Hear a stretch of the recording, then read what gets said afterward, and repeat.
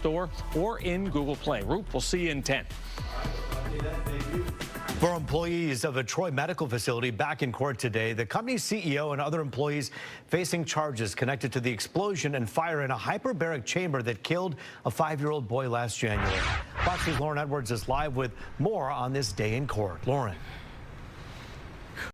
Remember, it was weeks ago when prelim actually started, day 1 and day 2, and they heard from a former employee over at that medical facility talking about, just testifying about the fact that she was warning people about what's going on, unsafe practices. Today, they heard from an expert taking that stand and pretty much saying the same thing. Roop, let's get into all the details of what you need to know. Now, back in January 2025, way early this year, a hyperbaric chamber at the Oxford Center in Troy exploded, killing 5-year-old Thomas Cooper, who was inside. His mother, who was nearby, severely injured as well. Since then, 4 people have been charged. CEO and founder Tamala Peterson, assistant Gary Markin, safety manager Jeffrey Mosteller, all of them charged with second-degree murder and alternative charge of involuntary manslaughter, meaning the jury will decide what is best for them, which charge is best. And then chamber operator Alita Moffitt charged with involuntary manslaughter and intentionally placing false information on medical records. Then September, as I just mentioned, was when the preliminary hearing began, which a former employee, Tiffany Housey, testified about alerting the center and to co-workers about unsafe practices, that patients were not being strapped in. Monday, today, hyperbaric safety expert Andrew Melanchenko took the stand, and this is what he had to say when he looked at the video of Cooper's movements in the chamber and all that happened. Did it appear to you as though Thomas was wearing a grounding strap at the time the fire started? It did not. And let me ask you this: did you watch the entire video, not just the end of it, but the entire video?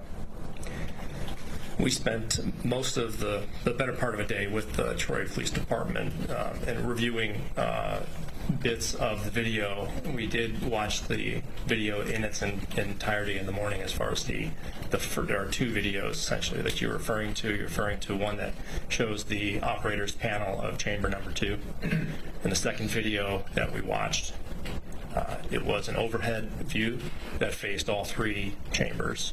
Because the patient was not grounded continuously with skin contact on the wrist strap, the only thing that could have potentially grounded him was the grounded mattress. So it was, if he had built up static and then came into contact with a grounded surface, then that increases the potential for a static discharge to occur.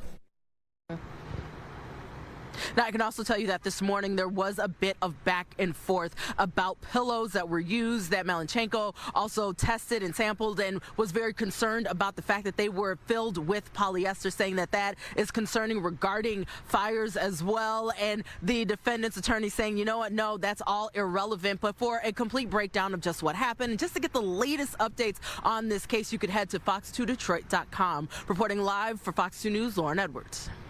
Yeah, and it's sad to hear that there were people within that business who were actually saying, hey, this protocol isn't being followed.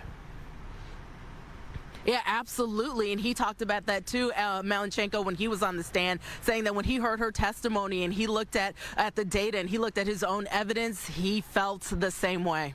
All right, Lauren Edwards for us live tonight with those new details. Thank you. The Pontiac woman accused of abandoning her 3 children to live alone for years, pleading no contest to fraud charges in a separate case. Kelly Bryant was in Oakland County Circuit Court today for a pretrial hearing on that case. She was facing 3 counts of welfare fraud involving nearly $30,000. She's been ordered to serve probation and pay restitution. Bryant still faces trial on 3 counts of child neglect. Her children, ages 12, 13, and 15 years old, were found living in squalor last February by the building's landlord. In Southfield, police are searching for whoever shot and killed a 40-year-old Detroit man outside the Radisson Hotel on Telegraph. Officers discovered the victim around 3 a.m. yesterday morning. He was shot numerous times and later died of his injuries. Police say the suspect is not in custody. Anybody with information about the shooting is asked to call Southfield Police or Crime Stoppers at 1-800-SPEAK-UP.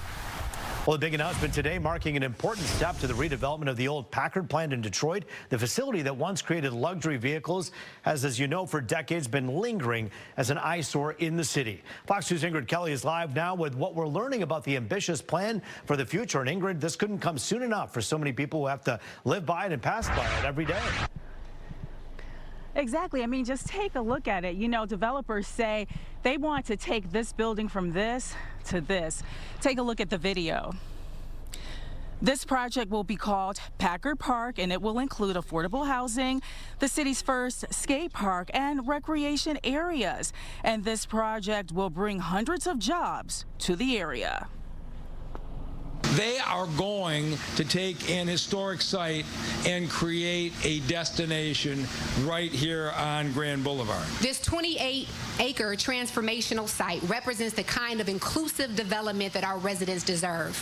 We're talking about 300 good-paying manufacturing jobs, a world-class industrial facility, the restoration of a legacy. This next phase of history, which we call Packard Park, is continuing these trajectories and merging them together. As we've heard, 400,000 square feet of new Class A industrial space with 300 new jobs.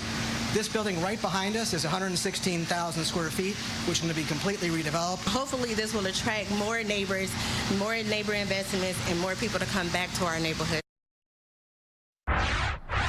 Back out here live, I just want you guys to actually take a look at this area. It's so desolate. And when you think and hear about the plans that these developers have for this area, I mean, you can only imagine what that is going to do. It is going to revive and bring life to this area. Now, this is a $50 million project, and it's expected to be completed around 2029. And I know many people, they cannot wait. I mean, this is just like the comeback that the city has experienced. We're going to see it right here in this development. Back to you, Roop. Yeah, Ingrid, I know they signed basically a letter of intent with the developer, but is that a shoe-in? Is this a done deal at this point? They think they're really confident. I mean, you know, Mary Shedfield, the mayor-elect, actually spoke at the press conference, as we saw there, and she said that, you know, it is her mission to see this project through. So she is pretty much signing her name on it. And, you know, there was also, you know, we had the council members there as well. Of course, Mayor Duggan was there, and this project obviously initiated under his, you know, tenure and everything like that. And he obviously wants to see this through as well. So, you know, definitely, I would say more than likely, yes, sure, this is going to happen. They're very confident about it. These developers, they want to see. And I also think, too, you know, a lot of people talk about, you know, everything has been centered on downtown and midtown. Sure. I mean, obviously, this is going to bring that sort of that comeback feel to the neighborhoods. And this is what people have been yearning for and wanting. And I mean, we see it right here with this project. We're talking about, again, affordable housing, a skate park, recreation areas. Now, the mayor did say, you know, when we talk about across the street, he said that, and when I say Mayor Duggan, that they are looking for someone to develop the north half. So, you know, they've got a plan in place for the south half. So, you know what, if there's anyone who wants to step up and kind of redevelop that north half, they're ready to listen. Yeah, indeed. The plan is in place, and now the hard work begins. We'll have to watch as this all unveils itself here. Ingrid Kelly for us live tonight. Thank you. Yes. Well, Saline area residents taking to the streets over a proposed data center. That's not a done deal. Demonstrators holding a protest in downtown Saline this afternoon over the proposed center in nearby Saline Township. The $7 billion project would be built over 575 acres of farmland. The project was initially shot down by Saline Township before they were sued by the project's developer, Related Digital. After that, the project was greenlit. It's going to raise all our rates if this thing goes through, and it's not just a Saline Township problem. There's proposed data centers in Howell, Ypsi Township, Augusta Township, Lowell, Dundee. It's everywhere. All our rates are going to go up, and it's a well-known fact that rates go up 25 to 30% in areas that have data centers. The Michigan Public Service Commission will hold a virtual public hearing on the data center this Wednesday at 6:30. Well, a new leak in Oakland University's hot water system forcing several campus buildings to close. The school was already closed last week for repair work, but once it was done, a new leak surfaced, impacting nearly 20 buildings on campus, including 3 dorms. Many students have been forced to move out until the repairs are done or move to online classes. A fire that claimed the life of a 64-year-old man in Southfield remains under investigation. The fire was reported yesterday evening at this home in the area of Beach and 10 Mile Roads. When crews got there, they found smoke and flames coming from the house. The victim was found inside and rushed to the hospital, where sadly he later died. Again, so far the cause of the fire has not been released. Take you out to Macomb County. Michigan State Police now say alcohol may have been a factor in the devastating crash on Thanksgiving Day.